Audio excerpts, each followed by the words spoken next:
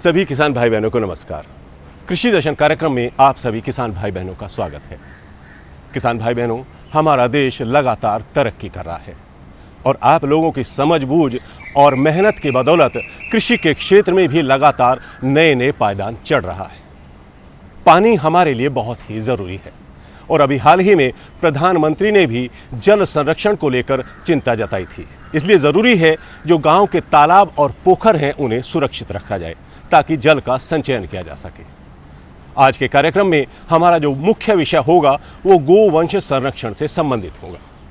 तो कार्यक्रम की शुरुआत करते हैं और सबसे पहले देखते हैं खबरें खेती की।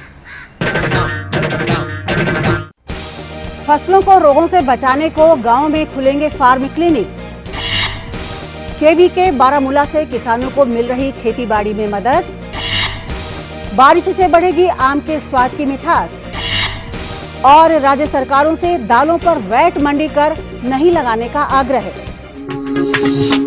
नमस्कार, खबरें खेती के में आपका स्वागत है। मैं हूं शीला मिश्रा। अब खबरें विस्तार से। फसलों में लगने वाले रोगों का सही इलाज न होने से फसलों को काफी नुकसान होता है। फसलों को होने वाले नुकसान को बचाने के लिए केंद्र सरकार ने गांवों में फार्म क्लिनिक खोलने का फैसला किया है। देश के विभिन्न इलाकों में होने वाली फसलों में लगने वाले रोगों का सही इलाज न होने से फसलों को काफी नुकसान होता है। खाद्य सुरक्षा के समक्ष भी गंभीर चुनौती उत्पन्न होती है। इन चुनौतियों से निपटने के लिए केंद्र सरकार ने गांवों में फार्म क्लिनिक खोलने का फैसला किया है। फसलों में लगने वाले रोगों के इलाज के लिए जिन दुकानों से दवाएं अथवा कीटनाशक लिए जाते हैं, अब उन्हीं प्रतिष्ठानों को फार्म क्लिनिक के रूप में तब्दील किया जाएगा। इन प्रतिष्ठानों में फसलों को रोगों से बचाने के लिए प्रशिक्षित या शिक्षित लोग सलाह देने के लिए उपलब्ध रहेंगे। केंद्र सरकार ने कीटनाशक दवाओं की बिक्री केंद्रों को ही फार्म क्लिनिक में तब्दील करने का फैसला किया है। कीटनाशकों की बिक्री करने वाले प्रतिष्ठान खोलने के लिए कृषि विज्ञान शिक्षा, biotechnology, biochemistry, life sciences, botany, जीव विज्ञान अथवा केमिस्ट्री विषयों से स्नातक होना अनिवार्य है। ये शैक्षिक योग्यता न्यूनतम है। दुकान खोलने के लिए लाइसेंस तभी मिलेगा जब उस दुकान का मालिक अथवा वहां काम करने वाला व्यक्ति इस न्यूनतम शैक्षिक योग्यता को पूरा करेगा। खेतीबाड़ी से संबंधित जानकारी देने के लिए जम्मू कश्मीर के बारामूला में खुले कृषि विज्ञान केंद्र से किसानों को भरपूर मदद मिल रही है। इनसे किसान फसलों को होने वाले नुकसान से बचाने में कामयाबी हासिल कर रहे हैं। भारतीय कृषि अनुसंधान परिषद ने जम्मू एवं कश्मीर राज्य में अपने संस्थान CITS जो कि श्रीनगर में स्थित है, उसके अधीन वर्ष 2013 में कृषि विज्ञान केंद्र बारामूला की स्थापना की थी। वर्ष 2015 सितंबर के महीने में मैंने कृषि विज्ञान केंद्र के कार्यक्रम समन्वयक के पद पर कार्यभार ग्रहण करने के बाद में हमने किसानों के हित में अनेक गतिविधियां शुरू की हैं। इसमें मुख्य रूप से किसान सम्मेलन आयोजित करना, किसानों के लिए प्रशिक्षण आयोजित करना, पशुपालन और इनसे संबंधित अन्य गतिविधियों का आयोजित करना शामिल है। हमने किसानों के हित के लिए उनको क्वालिटी प्लांटिंग प्रोडक्शन मटेरियल प्रदान करने के लिए इस वर्ष एक हॉर्टिकल्चर नर्सरी की स्थापना भी की है। हमारे कृषि विज्ञान केंद्र के फार्म पर काफ़ी विकास कार्य किए जा रहे हैं। मार्च के महीने में ही हमने बॉर्डर क्षेत्र में, जो कि राफियाबाद क्षेत्र के नाम से कहलाता है, उस क्षेत्र में protection of plant varieties and farmers right authority act के ऊपर एक ट्रेनिंग का अवेयरनेस प्रोग्राम भी आयोजित किया। इसमें लगभग 400 किसान महिलाओं, किसान भाइयों एवं युवाओं ने भाग लिया।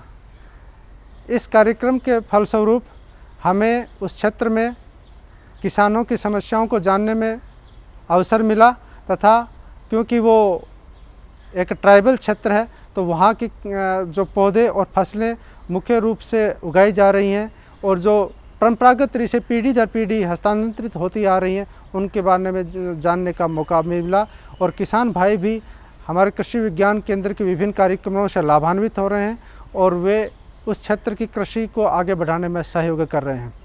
फलों का राजा कहे जाने वाले आम की फसल के लिए हाल ही में हुई बारिश फायदेमंद साबित हुई है। बारिश से आम के स्वाद की मिठास बढ़ेगी और उत्पादन भी अच्छा होगा। हाल ही में उत्तर प्रदेश के विभिन्न हिस्सों में हुई बारिश फलों का राजा कहे जाने वाले आम की फसल के लिए फायदेमंद साबित हुई है। कृषि विशेषज्ञों और आम उत्पादकों का कहना है कि ये बरसात आम की फसल के लिए अमृत वर्षा के समान साबित होगी। फल पट्टी मलिहाबाद के बागवानों का कहना है कि भीषण गर्मी से बागों में सूख रहे आम व पेड़ों को धोने के साथ ही बागों की सिंचाई भी हो गई। बरसात से दशहरी का स्वाद बढ़ेगा और रंगत भी बढ़ेगी। जाली मजबूत होने से आम के पकने का सिलसिला भी प्रारंभ हो जाएगा। बागवानों के अनुसार इस बार आंधी पानी न आने से फसल काफी अच्छी हुई है। बरसात से भी आम की फसल को फायदा हुआ है। इससे इस बार कम दाम में आम के शौकीन लोग दशहरी को चाव से खा सकेंगे। दशहरी आम लखनऊ, उन्नाव, फर्रुखाबाद, फैजाबाद, बाराबंकी, मुजफ्फरनगर आदि क्षेत्रों में बहुतायत से होता है। यहां से आम देश की प्रमुख मंडियों के अलावा अमेरिका, संयुक्त अरब अमीरात व गल्फ देशों को भेजा जाता है। केंद्रीय खाद्य मंत्री ने देश में दालों की कीमतों में नियंत्रण बनाए रखने के लिए राज्य सरकारों से दालों पर वैट और मंडी कर जैसे स्थानीय कर नहीं लगाने का आग्रह किया है। देश में दालों की कीमतों पर हुई बेतहाशा वृद्धि के बाद इसके दामों को नियंत्रित करने के प्रयास में जुटे केंद्रीय खाद्य मंत्री रामविलास पासवान ने राज्य सरकारों से दालों पर वैट और मंडी कर जैसे स्थानीय कर नहीं लगाने का आग्रह किया है। खाद्यान्न की कीमतों को नियंत्रण में रखने के बारे में राज्यों को खाद्य मंत्रियों के साथ हुई बैठक में श्री पासवान ने राज्यों से दालों की उपलब्धता बढ़ाने और दाम कम रखने के लिए जमाखोरों के खिलाफ कड़ी कार्रवाई करने को भी कहा है। दालों के दामों को नियंत्रण में रखने के प्रयासों के बारे में श्री पासवान ने कहा कि केंद्र सरकार दालों का बफर स्टॉक मौजूदा 1.5 लाख टन से बढ़ाकर 9 लाख टन करेगी, जिसे जरूरत पड़ने पर बाजार में उतारा जाएगा। श्री पासवान ने कहा कि सरकार दालों की जमाखोरी करने वालों से सख्ती से निपटेगी और दालों की कीमतों को हर हाल में बढ़ने से रोकने के पर्याप्त प्रबंध किए जाएंगे। खेती किसानी में मौसम का महत्वपूर्ण योगदान होता है। देश की अधिकतर खेती मौसम पर ही आधारित होती है और मौसम की सही जानकारी होने से किसान अच्छा फसल उत्पादन लेने में सफल होता है। तो आइए लेते हैं मौसम का जायजा। भारत मौसम विज्ञान विभाग के अनुसार अगले 24 घंटों में अनुमान है कि जम्मू कश्मीर, उत्तराखंड और हिमाचल प्रदेश के पहाड़ी इलाकों में बारिश होने की संभावना है। देश के मैदानी भागों, पंजाब, हरियाणा व उत्तर प्रदेश के अधिकांश भागों में बादल छाए रहेंगे और कई स्थानों पर बरसात होने की उम्मीद है। उत्तर पूर्वी भागों, सिक्किम, असम व अरुणाचल प्रदेश के अधिकांश भागों में बारिश का अनुमान है। बिहार, झारखंड, छत्तीसगढ़ व ओडिशा में भी बादल छाए रहने के आसार हैं। देश के निचले व तटवर्ती इलाकों, कर्नाटक, तमिलनाडु व केरला के ज्यादातर भागों में बादल छाए रहेंगे व कई स्थानों पर बरसात होने का अनुमान है। खेती की खबरों में आज इतना ही। और अधिक जानकारी के लिए देखते रहिए हमारा कार्यक्रम कृषि दर्शन। ये लो और बताओ। बस। अरे ये क्या भैया जी, बस इतनी सी रासायनिक खाद? किसानी छोड़ रहे हो क्या? किसानी नहीं, नादानी छोड़ रहे हैं। मिट्टी की जांच कराई है। अब तो लालाजी जितनी जरूरत है उतने ही उर्वरक खेत में डालेंगे। हाँ, किसान भाई आज ही अपने जिले की नजदीकी भूमि परीक्षण प्रयोगशाला में मिट्टी की जांच जरूर करवाएं और मिट्टी में पोषक तत्व, नमी व पौधे के विकास को देखते हुए केवल जरूरत के अनुसार ही पोषक तत्व डालें। और हाँ, मिट्टी में गंधक, जस्ता, बोरोन जैसे सूक्ष्म पोषक तत्वों का पता लगाना भी न भूलें। उर्वरक और जैविक खाद के सही उपयोग से भूमि का उपजाऊपन बनाए रखें, उत्पादकता बढ़ाएं, खर्चा घटाएं और बहुमूल्य विदेशी मुद्रा बचाने में भी सहयोग दें। और हाँ, धीमी गति से नाइट्रोजन उपलब्ध कराने वाले उर्वरकों जैसे नीम लेपित यूरिया को प्राथमिकता दें और यूरिया का पत्तों पर छिड़काव करें। अरे वाह, तू तो सचमुच समझदार हो गया रे। अधिक जानकारी के लिए संपर्क करें जिला कृषि अधिकारी या किसान कॉल सेंटर। किसान भाई बहनों, पशुधन किसान के लिए बहुत ही महत्वपूर्ण होता है, ये बात हम सभी बखूबी जानते हैं और हमारे अधिकतर किसान भाई बहनों को पशुओं के संरक्षण की जानकारी भी है। इसके बावजूद राष्ट्रीय पशु आनुवांशिक संसाधन ब्यूरो करनाल पशुओं के संरक्षण के लिए बहुत ही महत्वपूर्ण भूमिका अदा कर रहा है, खासतौर से गोवंश संरक्षण के बारे में। तो ये संस्थान किसानों की सेवा किस तरह से कर रहा है, ये जानने के लिए देखते हैं ये कार्यक्रम।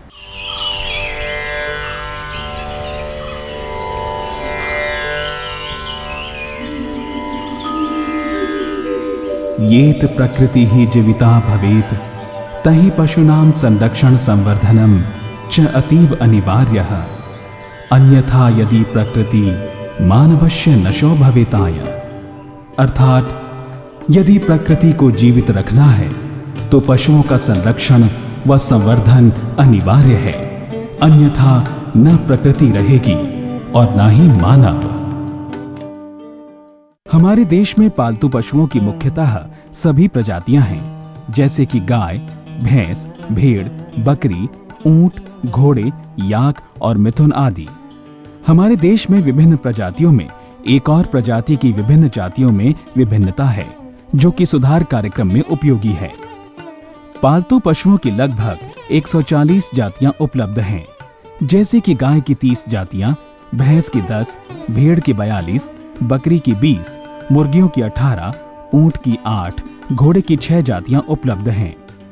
आजकल कुछ प्रजातियों की संख्या में काफी कमी आई है, जिससे उनके संरक्षण की जरूरत महसूस की जा रही है, जो कि आजकल के IPR युग में आवश्यक है, क्योंकि इनमें अनेक अच्छे गुण विद्यमान हैं। जिन प्रजाति व जातियों के संरक्षण की जरूरत है वे इस प्रकार से हैं: गाय की साहिवाल, रेड सिंधी, कृष्णा वैली, वेचूर, पंगानूर, भैंस की भदावरी, टोडा, बकरी की जमनापारी, भेड़ की नीलगिरी, भाकरवाल, गुरेज, करनाह, घोड़े की स्पीति, जांसकारी, ऊंट की डबल हम्प। हमारे देश के पशुओं में ज्यादा तापमान, सूखा, कम चारा, कम दाना व कम पानी में रहने की अच्छी क्षमता है। इन पशुओं में दूसरे देश के पशुओं की अपेक्षा बीमारियां भी कम लगती हैं और इनमें अच्छे उत्पादन की क्षमता भी मौजूद है। NBAGR में गुण निर्धारण कार्यक्रम में कुछ नई नस्लों का भी पता लगाया गया है, जैसे कि गाय की गंगातीरी, मलनाड गिड्डा, पुल्ली कुलम, भैंस की बन्नी, गोदावरी, आसामी, मणिपुरी, कालाहांडी, चिल्का, परलख मुंडी, संबलपुर और बकरी की पर्वत सीरी। देश की विभिन्न पालतू पशु नस्लें अपने योगदान के लिए प्रसिद्ध हैं। ये देश की ग्रामीण जनता के जीवन यापन और भोजन सुरक्षा में अत्यंत योगदान देते हैं। लेकिन मौसम में लगातार होते बदलाव के कारण जैव विविधता में हानि की संभावना बढ़ती जा रही है और इस हानि का मतलब है पशुओं की कई प्रजातियों का विलुप्त हो जाना। देश की विशाल पशु संपदा हजारों सालों से मानव जाति को अनेक प्रकार से लाभान्वित करती रही है। हमारी पशु संपदा में 140 देसी नस्लें आती हैं। इनमें गाय, भैंस, बकरी, भेड़, शूकर, घोड़े और मुर्गी आदि हमारी पशु संपदा के हिस्से हैं। पहले इनका वर्गीकरण, पहचान और गुण निर्धारण परंपरागत विधियों द्वारा किया जाता था, लेकिन विज्ञान के बदलते तरीके से ये जरूरी समझा जाने लगा कि इन नस्लों का वैज्ञानिक तरीकों से वर्गीकरण किया जाए और इनके भौतिक एवं आनुवांशिक गुणों का निर्धारण करके इनकी ब्रीड का संरक्षण किया जाए और इन्हें मानव जीवन की उपयोगिता के अनुसार उपयोगी बनाया जाए। इसके साथ ही विलुप्त होती नस्लों को बचाने का प्रयास किया जाए। इन्हीं उद्देश्यों की पूर्ति के लिए भारतीय कृषि अनुसंधान परिषद ने सन 1984 में बेंगलौर में राष्ट्रीय पशु अनुवांशिक संसाधन ब्यूरो की स्थापना की, जिसे सन 1985 में NDRI करनाल में स्थानांतरित कर दिया गया। संस्थान का काम धीरे धीरे बढ़ता गया और अब जरूरत महसूस की गई इसके एक स्वतंत्र कैंपस की, और इसी जरूरत को पूरा करने के लिए ICAR ने हरियाणा के करनाल जिले में ही मकरमपुर में इसकी नींव रखी, जिसका मुख्य उद्देश्य यही है कि इस देश में जो एक पशुधन की धरोहर है, जो हमारी एक संपदा है, ये जिसको हम बायोलॉजिकल वेल्थ कहते हैं, उसका कैसे संरक्षण किया जाए, कैसे उसका विकास किया जाए, कैसे उसका वर्गीकरण किया जाए, कैसे किसानों को ये बताया जाए कि हमारे पास जो पशुधन है उसके क्या क्या महत्वपूर्ण काम हो सकते हैं, और किसी भी अंधाधुंध के इसमें प्रयास में ना पड़ते हुए, किसी लालच को ना देखते हुए वो ये ना सोचें कि हम पशुधन से एकदम से उत्पाद को बढ़ाएं, बल्कि धीरे धीरे उसका एक आनुवंशिक रूप से उत्पादन बढ़ाने की कोशिश करनी चाहिए। NBAGR ने कार्यान्वयन के लिए इसमें 4 इकाइयां बनाई हैं, जिसमें पहली इकाई पशु अनुवांशिकी संसाधन विभाग, दूसरी पशु अनुवांशिकी विभाग, तीसरी पशु सूचना प्रबंधन इकाई और चौथी डीएनए फिंगरप्रिंटिंग इकाई शामिल है। पशुओं के गुण निर्धारण के लिए मुख्यतः 2 तकनीक अपनाई जाती हैं। पहली विधि के तहत क्षेत्र में जाकर उनके गुण चिन्हों को निर्धारित किया जाता है। इस विधि में वैज्ञानिक उन क्षेत्रों में जाते हैं जहां ये नस्लें पाई जाती हैं और उन नस्लों के बारे में तमाम जानकारी इकट्ठी की जाती है, जिसमें उनकी आकृति, माप और उस नस्ल के कुछ खास चिन्हों को रिकॉर्ड किया जाता है। इन पालतू पशुओं के बारे में मिली जानकारी जो कि उन्हें दूसरे नस्ल के पशुओं से अलग करती है, और साथ ही ये भी खोज की जाती है कि ये पशु कृषि आधारित व्यवस्था के लिए कितने महत्वपूर्ण हैं। फिर उन तमाम आंकड़ों को इकट्ठा करके विश्लेषण करके किसानों को इन नस्लों की जानकारी दी जाती है। इन पशुओं के संरक्षण के लिए 2 विधियां अपनाई जाती हैं, जिसमें पहली है इन सेटू संरक्षण विधि, जिसमें पशुओं का संरक्षण किसानों के यहाँ ही किया जाता है। इसके लिए किसानों को संस्थान द्वारा सहायता दी जाती है। दूसरी विधि है एक्सीटू संरक्षण विधि, जिसके तहत जिन पालतू पशुओं की जनसंख्या में भारी गिरावट दर्ज की गई है, उन प्रजातियों के अच्छे सांडों के वीर्य को इकट्ठा करके प्रयोगशाला में रखा जाता है, ताकि भविष्य में जरूरत पड़ने पर इसका इस्तेमाल किया जा सके। जैसे उदाहरण के लिए गाय की वैचूर प्रजाति, जिनकी जनसंख्या 200 से 250 रह गई है, या पंगानूर, जो कि पूरे देश में 300 से ज्यादा नहीं है, और भैंस की भदावरी प्रजाति, जिसकी जनसंख्या में काफी कमी आई है। हमें ये बात को ध्यान में रखना पड़ेगा कि इस समय हमारे पास जो पशुधन की संपदा है, इसमें बहुत अधिक विविधता है, जैव विविधता जिसको हम कहते हैं, और इस जैव विविधता की संरक्षण करना हमारा धर्म है। पिछले कुछ वर्षों में क्या हुआ है कि हमारे देश से कुछ गाय की प्रजातियां विदेशों में गई हैं, और उन्होंने हमारे ही प्रजातियों को आनुवंशिक रूप से उत्पादन बढ़ा करके और वो हमें ही बेचने की कोशिश कर रहे हैं।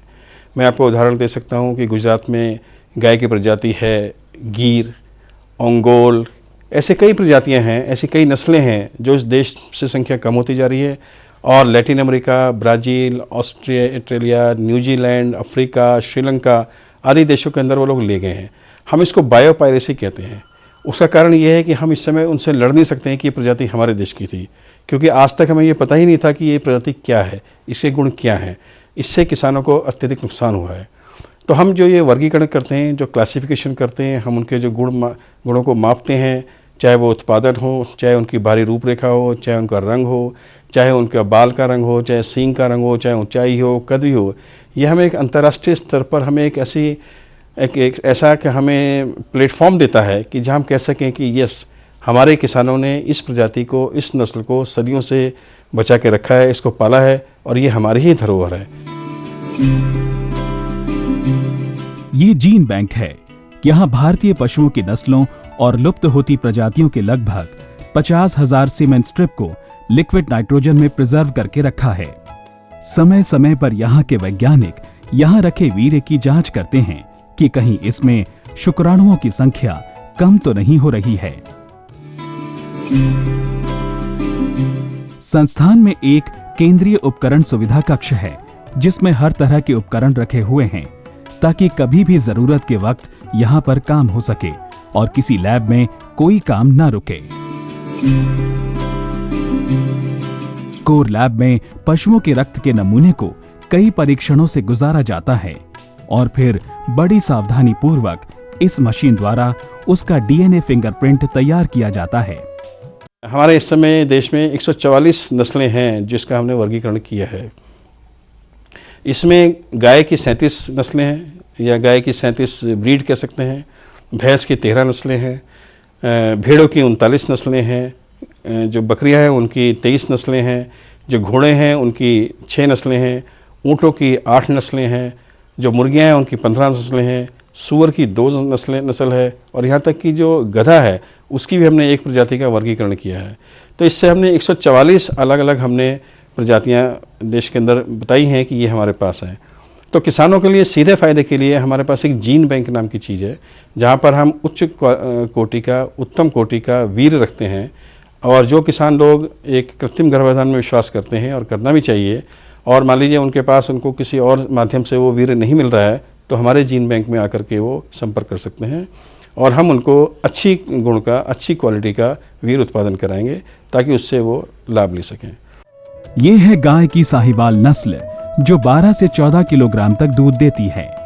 इसके साथ ही ये है हरियाणा कैटल जो प्रतिदिन 8 से 10 किलो दूध देती है। ये सभी पशुधन किसानों के लिए अत्यंत उपयोगी हैं क्योंकि ये पूरी तरह से भारतीय मौसमों के अनुकूल हैं और इनमें रोग प्रतिरोधक क्षमता भी काफी है। तो आज प्रयास इसी चीज़ का होना चाहिए कि हमें ये बताना है, और हमारे ब्यूरो का मुख्य उद्देश्य यही है कि हम एक जो वर्गीकरण है वो किस आधार पर करते हैं। क्या हम कहते हैं कि हमारे पास एक नस्ल कम हो रही है, क्या एक वही इसका संरक्षण का कारण है, या सिर्फ एक नस्ल हमारे पास जो है दूध ज़्यादा देती है, क्या हम उसलिए उसको रखें? ऐसा नहीं है। इनमें अपने हर एक की अपनी विशेषताएं, हर एक के अपने गुण हैं। हो सकता है उनको हम आज ना पहचान पाएँ, लेकिन समय धीरे धीरे जब आएगा तो उनमें जो वो क्वालिटी है, वो गुण है, वो जैसे जैसे एडवांसमेंट होती जा रही है, विज्ञान के जैसे जैसे तरक्की होती जा रही है, तो वो गुण जो हैं आनुवंशिक रूप से ट्रांसफ़र भी हो सकते हैं।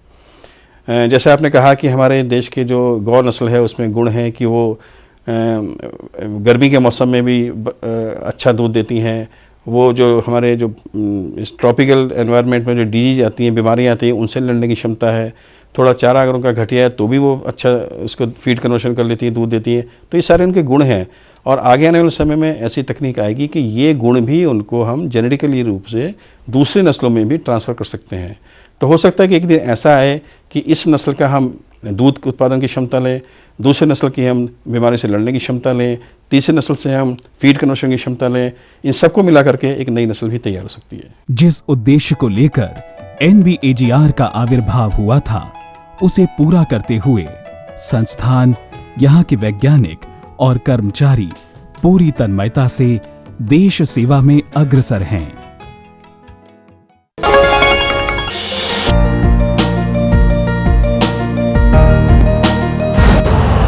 यूरिया का स्वदेशी उत्पादन 70 लाख टन बढ़ाने के लिए 6 उर्वरक संयंत्रों का उद्धार किया जा रहा है।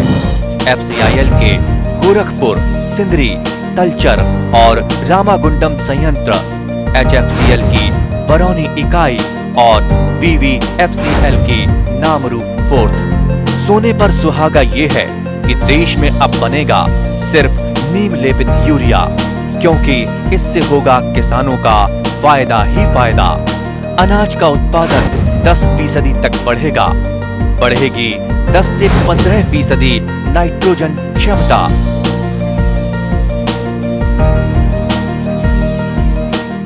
मेरे साथ बोलो ए बी। अरे नादान, बच्चे को ABC सिखा रहा है। अरे काम धंधे की ABC तू कब सीखेगा? ये देख विज्ञापन। तेरे जैसे कृषि विज्ञान सीखे हुए युवाओं के लिए भारत सरकार के कृषि मंत्रालय ने एक योजना बनाई है, ACABC। ACABC? जी हाँ, ACABC यानी एग्री क्लिनिक्स और एग्री बिजनेस सेंटर। इसके तहत कृषि विज्ञान पढ़े युवाओं का चयन होने पर उन्हें मुफ्त ट्रेनिंग दी जाती है, और हाँ, अपना कारोबार चलाने के लिए बैंक से लोन भी मिलता है।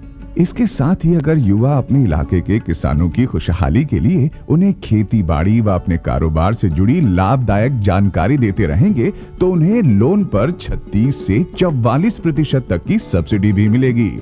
तब तो मैं जरूर सीखूंगा काम धंधे की ABC। शाबाश, चलो अपनाएं स्वरोजगार, खेती में हो विकास अपार। आपको हमारा कार्यक्रम कृषि दर्शन कैसा लगा? अपने सुझाव, प्रतिक्रियाएं एवं सवाल हमें इस पते पर भेजें। कृषि दर्शन, कमरा नंबर 10, CPC दूरदर्शन, खेलगांव, नई दिल्ली 110049। जुड़िए हमारे साथ ट्विटर पर twitter.com/कृषिदर्शन-dd, फेसबुक पर facebook.com/कृषिदर्शन-dd और देखिए कृषि दर्शन अब YouTube पर भी youtube.com/user/कृषिदर्शन-dd। भेजे हमें मेल कृषिदर्शन-dd@gmail.com पर। तो किसान भाई बहनों, आप लोगों ने हमारा पता ज़रूर नोट कर लिया होगा और हमारा ईमेल नंबर भी आप लोगों के पास है, इसलिए अपने सुझाव और जिज्ञासाएं हमें लगातार भेजते रहिए। अब समय हो गया है आप लोगों से विदा लेने का, लेकिन जाने से पहले मैं कल प्रसारित होने वाले कृषि दर्शन के कुछ कार्यक्रमों की जानकारी भी दे देता हूँ। खबरें खेती की और मंडी के ताज़ा भावों की जानकारी तो हम आप लोगों को देंगे ही, इसके अलावा कृषि से संबंधित नई नई जानकारियाँ भी देंगे। तो किसान भाई बहनों, आप लोगों से फिर मुलाकात होगी, तब तक के लिए मुझे आज्ञा दीजिए। नमस्कार।